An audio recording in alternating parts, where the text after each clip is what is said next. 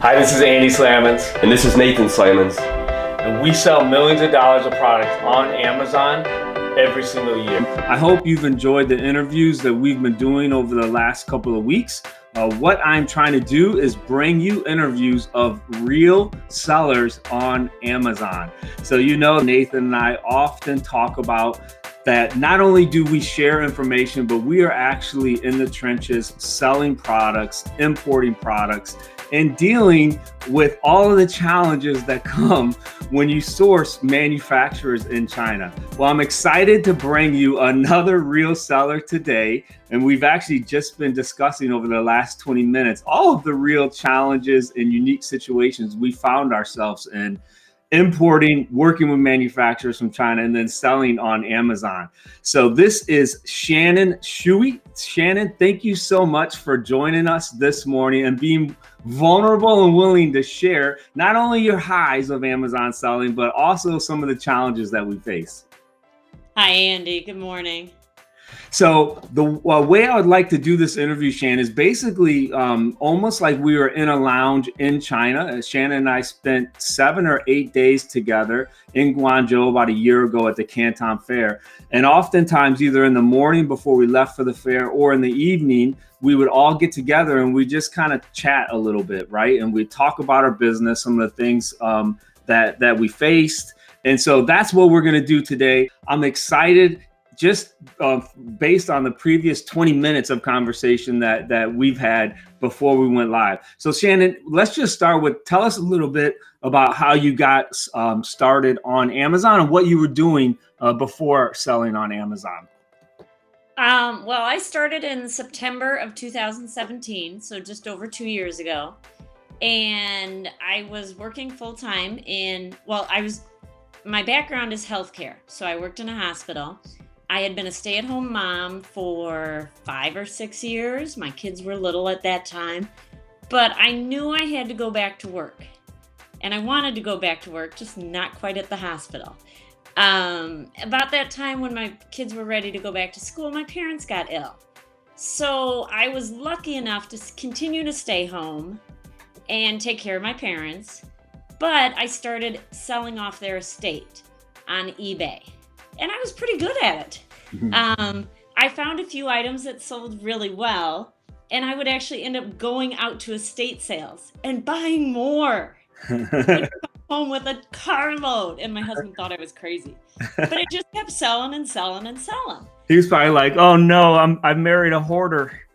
He did. He's like, "I can't believe what you just came home with." I mean, I filled my minivan one time. We went away for a weekend, and I said, "Look, there's this opportunity to buy these."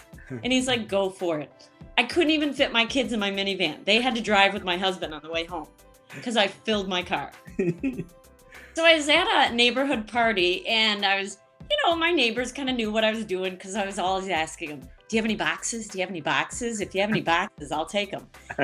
So, my neighbor was telling me he has a friend who does the same thing, but he does it on Amazon. And I went, "You can do this on Amazon? Isn't that just, So I said, "Okay, tell me more." So he's like, "Well, he makes these videos." So I started watching this guy's videos. And the guy happens to be you, Andy. That's funny. Yeah, I remember that. The guy who I met at the parties telling me about Andy went to high school with Andy. So thanks to my neighbor, I followed Andy's videos. I signed up for the course, and the rest is history. Yeah, that's awesome. To me, this is the way that I recommend everyone who comes to me, because a lot of folks will come to me, they'll say, "Hey, I see what you're doing. I'm really interested in selling on Amazon." I always say, you know what? First, start selling on eBay. So just learn a little bit about e-commerce, learn a little bit about shipping. And this is especially for folks who are kind of bootstrapping, right? Who maybe they don't have a large amount of capital in the bank and they want to grow their business slowly. I often say exactly what you have done, Shannon. Like, just start on eBay, understand there are shoppers online, right? And then scale it from there. And so that's super encouraging to me just to see that you've been able to do that. So you're selling on eBay, right? And then you start to see this Amazon thing. What was the pull away from auctions or selling things on eBay to go into Amazon? The pull away was I was selling vintage new items. So these were old items that were, still new in the box. And they were out of people's basements and garages, and the boxes were dirty and dusty. And for every 10 that were, decent, I'd find one that was going to profit, $100 each one. But they were dirty and dusty and gross. And I just kept in my mind going, there's a limited quantity to how many of these I can find. And that's not going to last. I kept scouring the area, but there's just a limited quantity of these items. So that's when I was watching the videos. I'm like, I got an idea. I'm like, I could find something like this. So, and I was sick of touching dirty boxes. No, yeah, I totally hear you on that. I often share the story. When I first started, I was buying these huge book gaylords, right, from like donation bins. And then I at one time I bought 4 at one time. And after I finished those 4, I swore that I would never sell a book again, because you actually have to climb in those bins, and those books are just nasty. Like you got full protective wear on, because you just don't know what you're gonna find or whatever. And for me, that was my early days. That was within the first year, and I thought the same thing. Like, man, for some people, they really enjoy that. They're hunters, they're pickers. I said, that's not me. Like, my lifestyle, I want to be able to send in 1,000 units of something. And it sounds like that's kind of what you wanted as well. Yeah, and I liked it. It was profitable, but I knew there wasn't a quantity that you could scale. So if I wanted to continue to grow, I got to find something else to do. So that's Awesome. when I decided to go private label. Awesome. So you're working, and you were full-time. Your kids start to get a little older. So you start to scale down your full-time job. You're selling on eBay. And then, when was it, that you finally said, okay, you know what, I'm done kind of working part-time. Now I'm going to just go all in on online business. It was just recently. So it was, I think, June or July of this year that I kept getting busier and busier selling on Amazon. And every time I went into the hospital, it was time that I couldn't devote to my business. I knew fourth quarter was coming, and if I wanted to have a good fourth quarter, I had to do the prep work in June and July. And I just decided, cut the ties. Now what's interesting to me, though, is that you're building up. So you started selling on eBay like 2017. So this is like a 2-year process, right? Before you finally said goodbye to going to a job or, working for someone else, right? Oh, it was a slow process. And I'm lucky enough that my husband works in the corporate world. So he is our primary breadwinner for now. Won't be for much longer. He is our primary breadwinner, but this way I can, we are a self-funded business. We never took any loans. My eBay sales gave me enough money originally for my first private label product. Once that one my first one didn't do very well. My second private label product sold so well that I was able to fund a third one, and the third one funded the fourth one, and they just kind of kept self-funding each. So, like snowballing. And again, like this is what I love. I tell people, stay in your full-time job as long as you possibly can. If you have another income stream coming in, you just want to scale your business up as much as you possibly can, like you said, until you realize that working maybe somewhere else is costing you money, because you could be making more money, selling on Amazon. Is that kind of how you looked at it? That is exactly how I looked at it. And I mean, we could have taken big loans out at the beginning and grown a lot faster, but it's all your comfort level. I'm a kind of a cautious person. I like, safety of what I'm doing. I like to make sure I'm really confident. So I didn't take a big loan out and launch 8 products at the same time. I did one at a time. I made sure they were successful. Then I moved to the next one. So I love that.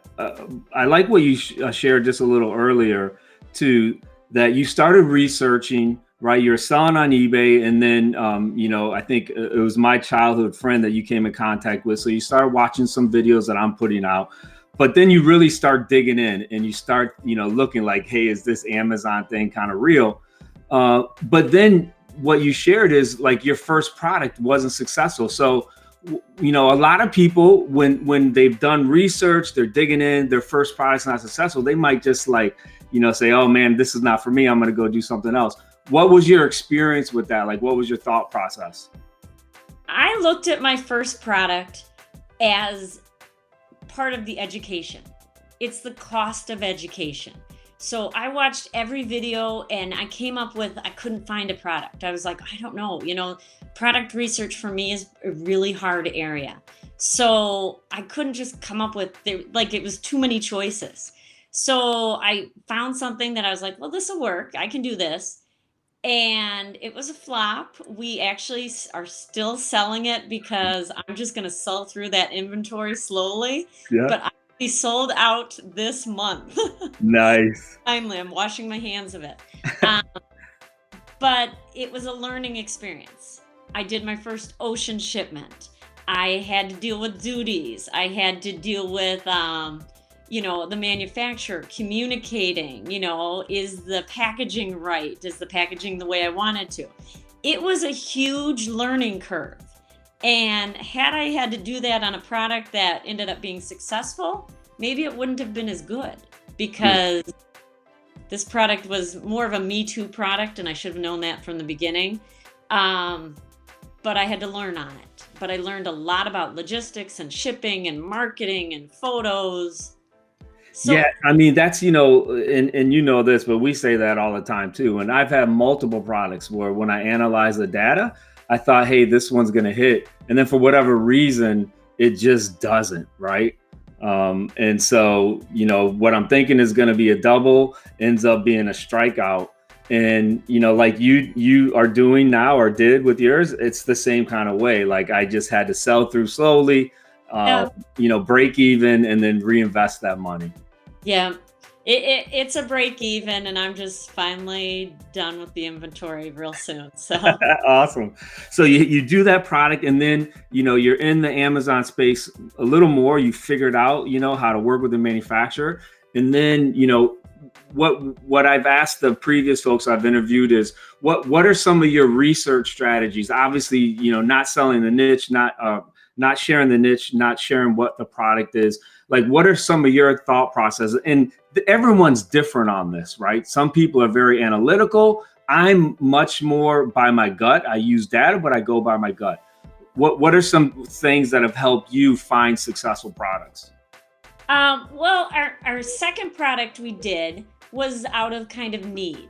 It was something that my daughter used, and there was only one manufacturer of it, and the quality wasn't that great. So we said, well, this would be a great product. And it took us so long to find a quality manufacturer. Now I know that why the quality wasn't great, because it's hard to find.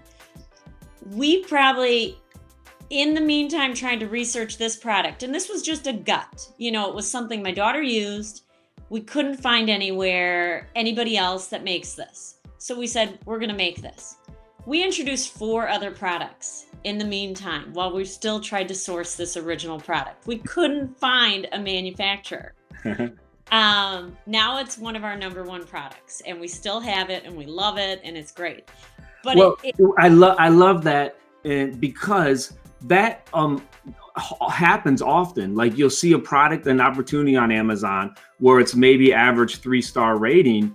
And it's the same kind of deal. It could be a product that's extremely challenging to source, which is why no other sellers have brought that product to market. And so that's a barrier to entry, right? So you found this, and then in the meantime, I'm sorry, I didn't mean to cut you off. So you're searching for this product. In the meantime, you're launching other products. Yeah. So in the meantime, we found a few other kind of products that were related to that one. And we found one, and that led us to another one. And then we got really lucky with finding a manufacturer who we really liked and who I visited when I was in China. And he kept saying, "What about this product? What about this product?" And we went, "Okay." And that was our next 4 products from the same manufacturer. He just kept sending us samples. They were 4 similarly related products. And that started the niche we are in. And we've built our brand around that. So there was a lot of luck at the beginning, but there was a lot of, we like this product. There's a need in the market. Now, it's not a huge niche. So, that's a barrier to entry too, because a lot of people like big numbers, big numbers. This is a smaller niche. But we have, continued to grow, and now we've added lots and lots of different products around that. So now our main product research is finding other products that complement the ones we have now. When I went to China with you last year, we decided we wanted to start a new brand. We really wanted to expand. So we went out on a limb again and just kind of went, what interests us? What do we like? We found some things we liked, and then I looked at the numbers. So I'm kind of by my gut first, and then I, do the math and do all the numbers and make sure it all works. Oh, that's awesome. So if you're just joining us here as we're going live on Facebook, this is Shannon Schewe. She's been selling for about 2 years now. Now she is a full-time seller.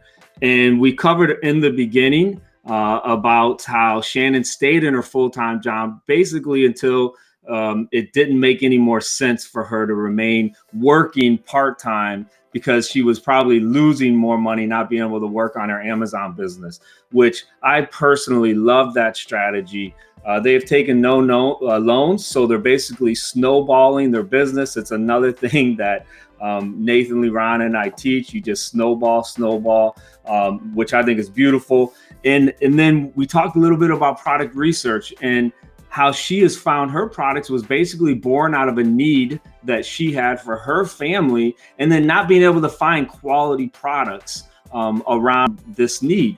And that's a great way. So there's been a number of products that I've done that with. And I often tell people too, is maybe you have a hobby. Some folks that are really into hobbies, they're going to know that hobby and that niche a lot better than the general public, right?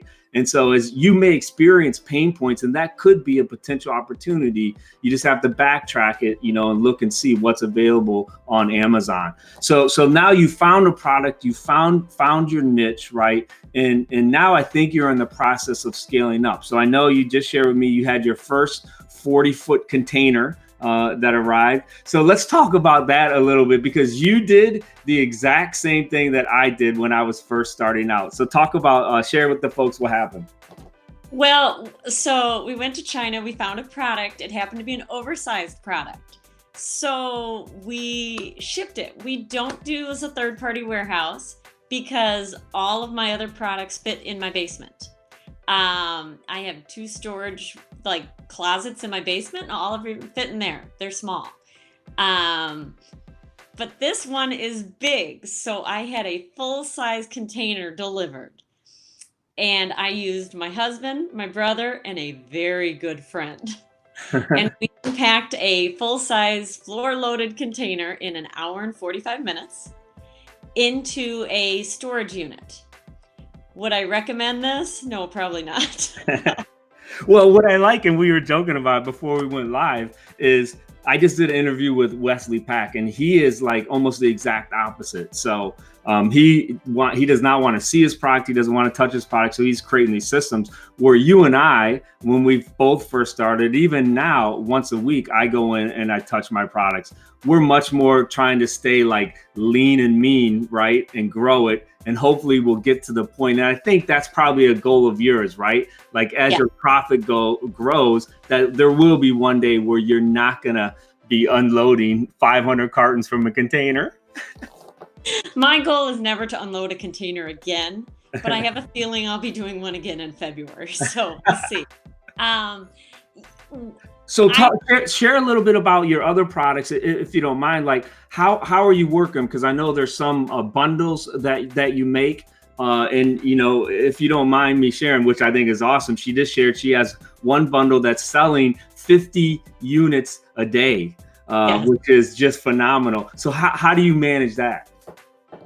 Well, lately it's a lot of work. So we are lean and mean. I keep those margins high, and I keep them high because I'm doing it all myself, which is opposite of so many people not wanting to touch their products. But I can keep my margins higher than almost anybody right now because it's all, we have so low overhead. But I have been bundling my own products in my dining room since I started. And when I started this bundle that really took off really well recently, um, I had to enlist the neighborhood lady. So I have stay-at-home moms who come over and they sit in my dining room and they bundle and they love it because they're earning a little extra Christmas cash and they are they get to set their own hours. So it was great and they came a lot. Thanksgiving week, nobody wanted to work, but that's all right. That's what I expect. My kids actually do bundle for me also. They want to earn some allowance. They can do some bundling and we keep those margins nice and high. Oh, I love that. And so if you're just listening to this, right, and you're just starting out or you're thinking about starting out, this is the absolute best way I recommend that you start out. You stay lean and mean as long as you possibly can until you cannot take the boxes in your house, or your spouse is like, look, I'm okay with you, renting a office space to do this. You do it as long as you possibly can because you have fixed costs, right? So I operated out of my house for almost 2 years. And because those costs are fixed, I'm not adding anything to my overhead. And just like you're doing, I was able to snowball all of my profits right back into buying more inventory. So I think that's a beautiful way to begin to build, right? To stay lean and mean. So now you have your 40-foot container in, you got that in the storage. So what are you working on, Shannon? Like what's 2020 looking like for you? 2020 is going to be adding new products because between 2018 and 2019 we tripled our sales. So our goal between 2019 and 2020 is to do the same. So Awesome. we need to add new products. We need to how do you say, cut away the dead stuff. Hmm. We have a few products that aren't greats, and we're just going to sell through the inventory hopefully this Q4 and then cut the waste there. So share a little bit about that because that's a huge principle when you're dealing with inventory. Many times it's like the 80-20 principle, right? Like 80% of your profit is brought in by 20% of your products. And so now you're identifying those products that maybe aren't, what's the phrase, is the juice worth the squeeze. Maybe Right. your cash flow could be better utilized elsewhere. And so that's been a process for you. They're taking too much of my time. I'm going to sell off the inventory. I'm not going to reorder them. I don't want to have to look at their PPC. I don't want to have to worry about the listing, worry about the reviews. So we've identified which ones. We're just trying to sell off the inventory, and then we're going to wash our hands of those. And we're going to go bigger on the 20% that are earning the more money. Awesome. So another thing that you just shared a little earlier is that you've identified some products, right? So you got them going, they're selling well. And now instead of, unfortunately, like I did early on, I had a nice niche going and a nice brand I was building. And then I started chasing shiny objects. It sounds like though what you've done is you found this niche, you had some good sellers, and now you're just like trying to build out that brand. When I entered this niche, there were a few major players, and I kind of worried that who's going to buy from me? Everybody's going to buy from these big brands. But we have really kind of introduced quality products, because if it's not quality, nobody's going to like your stuff. We've introduced quality products, and we've kind of spread ourselves around. And now people buy in a single order, they order 2 or 3 different things because they identify, we have this item. Well, this item relates to it. And oh, you have this item also. So we're really trying to build that brand out so people know our name. It's been hard to get the customers to become loyal to us, but that's my goal. Awesome. So what are some of the biggest challenges that you face, or where do you find yourself spending the most time? And so let's think about someone who's never sold on Amazon before. Like they have this idea like, wow, this is like a passive income, and it sounds too good to be true, which, it probably does in a lot of different ways. But what are some of the things that, you had no idea before you got into it, and now you're like, wow, I didn't realize this is really time consuming? Well, if you take a year ago today, so when I was selling for just about 1 year, I kept a spreadsheet of my expenses, and I had Fetcher going, and I thought that was all good enough. And I hit Q4 last year and realized I made way too much money and my books were a mess. So it was bad. So last year I spent probably a good 3 or 4 weeks, all of my time consumed of getting my books in order, getting, everything. I found a great accountant, somebody from, he's actually from he was a recommendation from our private label Inner Circle group. Mm-hmm. And he's been very patient with me because I don't have an accounting background or a business background. And it took a long time to get those books in order. But now this year, a year later, we've tripled our sales. And I am very confident going into the end of the year that we know what we're doing. He's not going to panic and, spend hours with me on the phone. So we know. That's great advice. For my first 3 years selling on Amazon, I had an extreme amount of anxiety because I was using, like different software, but I didn't have a dedicated accountant. And so, every time time came around, I would just have this, huge amount of anxiety. And finally I said, look, I'm willing to pay whatever I need to pay to hire a professional I'm confident that can take that anxiety away. And so here's a question for you. At what level do you think, a seller needs to hit? And we can just talk general revenue. I personally think probably like around 300,000 or more, that they probably need to go seek professional, help when it comes to the numbers and accounting. Yeah, that's about where we were at when we said, whoa, my little spreadsheet isn't cutting it anymore. We were actually probably a little bit lower than that when we were beginning to look at end of the year numbers. And we went, we earned way too much money. We're going to be taxed on all this profit.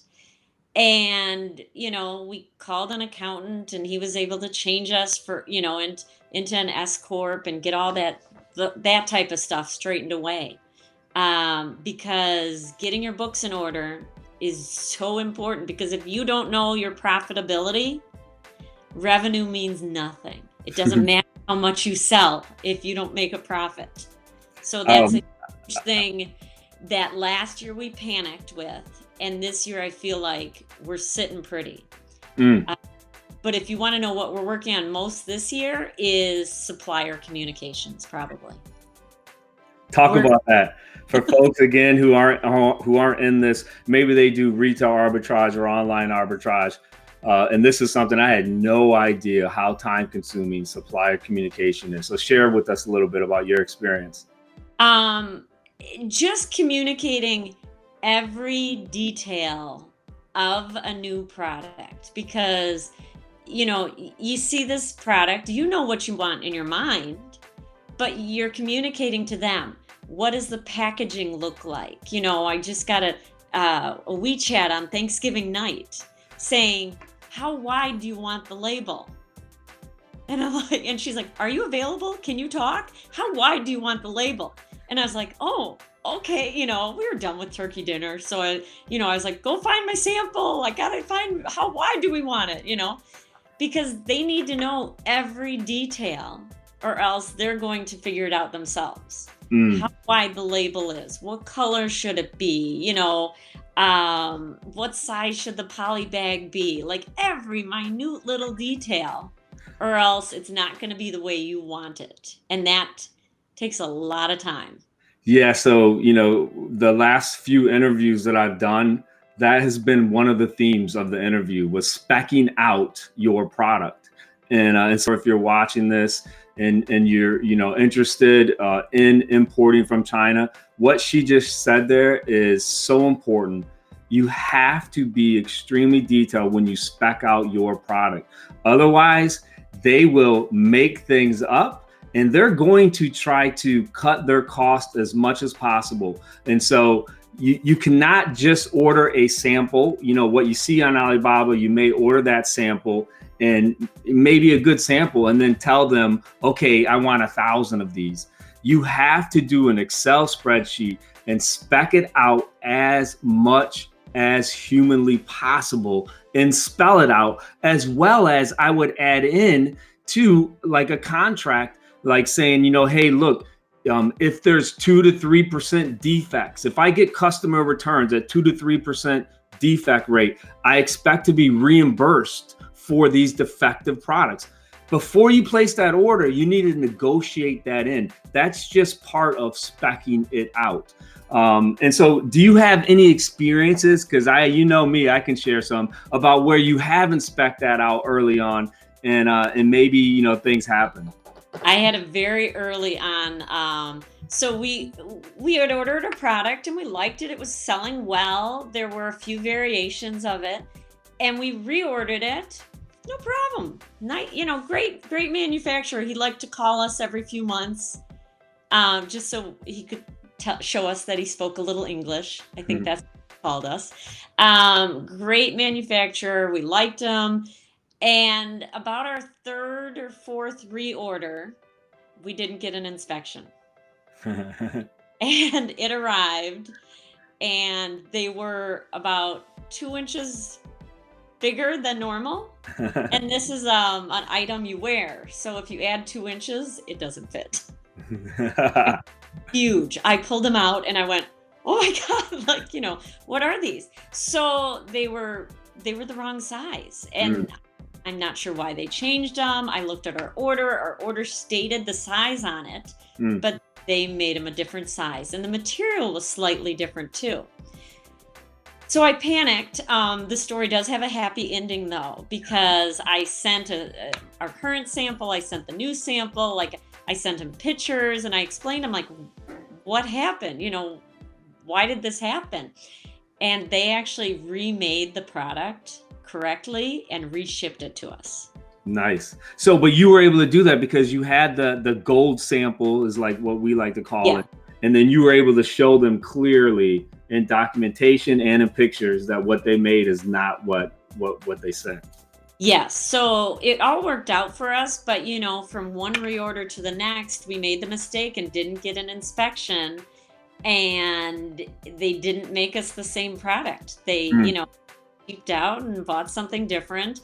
And we ended up going out of stock for a little bit because we had to wait for them to remake the product, reship it to us. But it all worked out in the end. But now I do an inspection every order, even reorders. Yeah, that's awesome. If you watching these interviews, that we stress that every single order you get produced, you need to have it inspected, and the inspection company needs to have your specs. So you need to communicate very clearly with that inspection company what you are telling them to specifically look at. Because, these are just workers that go all throughout China to different factories. They don't know your product from anything. And so you have to be very detailed with that inspection company as well, with potential problem areas that they can focus on. And so, not only does your communication with that supplier need to be tight, right, with your specs, but then your communication with the inspection company because we've had, I don't know if you have had this happen before, but we've had where we send an inspection company in and we didn't give them clear guidelines.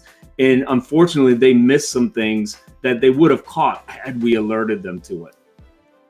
Again, that's a learning curve item, because my first, inspection report I filled out, I was very vague. I was like, well, I want it to be like this. And, I didn't now I have the preset form for each product. And, every time I do it, I add another little tiny speck on there that I want to make sure they hit. So awesome. Yeah, we do it every time now. Awesome. So I'm going to ask you one more question here. If you're watching this now, you know that I tell everybody that I feel like I'm living the dream. It's not without its challenges, right? Like anything that you work at. But honestly, I love being able to stay at home. I love not having to depend on someone else for a paycheck. It really all rests upon me. But what are some things, or what's some wisdom that you could give to folks that may be interested? So, like you were back in 2017, what would you tell them just about the opportunity on Amazon, or, what are some mindsets or things that they need to have if they want to be successful? My two biggest things are, with Facebook nowadays, I'm on Facebook all the time, and I have lots of, Amazon channels that I follow. You got to know what you're doing and your goals, because I see posts all the time. I sold, $50,000, and in one day, and that's all great. But what are their profits? Don't worry about what everybody else is selling. Don't compare yourself to somebody who's selling huge numbers, but their profit might be 5%. Know what you want to do. What are your goals out of your Amazon business? Is it to be hands-free, or is it to get your profits as high as possible? Is it, everybody's got different goals. Don't compare yourself to everybody on Facebook, because who knows how much they're selling, who knows how much their profits are, who knows if they're working 24 hours a day. Don't compare yourself to everybody on Facebook. Set your own goals and try to achieve your goals. What are the steps you need to achieve those goals? And do what you have to do to achieve them. Know your numbers, because without your numbers, you can't know any of that. Awesome. I love that. Shannon, thank you so much for joining us today. I hope those of you that are watching have enjoyed hearing Shannon's experience becoming a full-time seller on Amazon.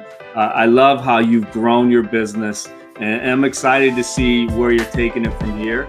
On this channel, we don't just talk about selling on Amazon, we actually do it in our own businesses every day, and we're going to show you the steps that we take to build our own brands that we sell on Amazon.